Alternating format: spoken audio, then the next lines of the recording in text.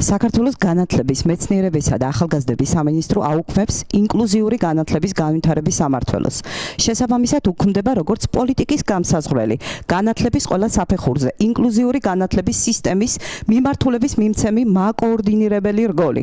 მიღებული გადაწყვეტილება უარყოფითად იმოქმედებს შუშემო ბავშვის, მოსწავლის, სტუდენტის განათლების რეალიზაციის პროცესზე.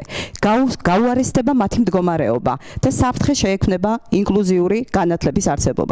Ფიქრობ, დაუყოვნებლივ უნდა აღდგეს ინკლუზიური განათლების განვითარების სამმართველო.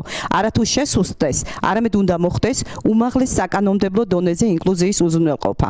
გადაწყვეტილებები უნდა მიიღებოდეს შიშუმ თემის, მშობელთა და პროფესიონალთა ჩართულობით. არაფერი ჩვენზე, ჩვენს შესახებ, ჩვენ გარეშე. და მე მინდა დავამატო ერთი რამ. არქიმედეს ცნობილი გამონათქვამია.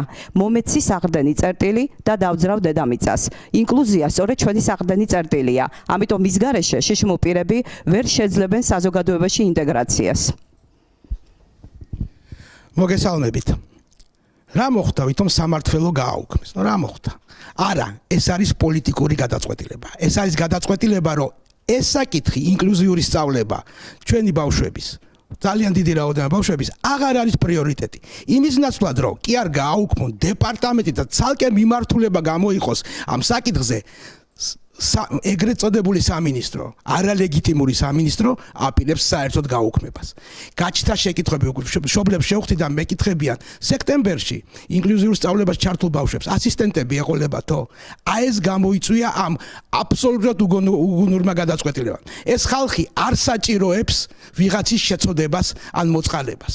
ისინი იყვნენ სრულყოფილად უნდა იყვნენ ჩართული ყველა პროცესში, როგორც ქვეყნის მართვის, ბიზნესში, ხელოვნებაში. ამიტომაც კიდევ ერთხელ არ მეუწოდებ ამ სამინისტროს, არ მიმაჩნია რომ ესენი ლეგიტიმურები არიან. უბრალოდ მოსახლეობა ვაფრთხილებ რომ ესე ჩვენ მივალთ საბჭოთა კავშირში. ჩვენ დაუბრუნდებით სპეცინტერნატებს, ჩვენ დაუბრუნდებით სპეცსკოლებს და გეტოებს, როგორც იყო კომუნისტების დროს ფონჭალაში უსინათლოთა დასახლება. არ გვინდა საბჭოთა კავშირი.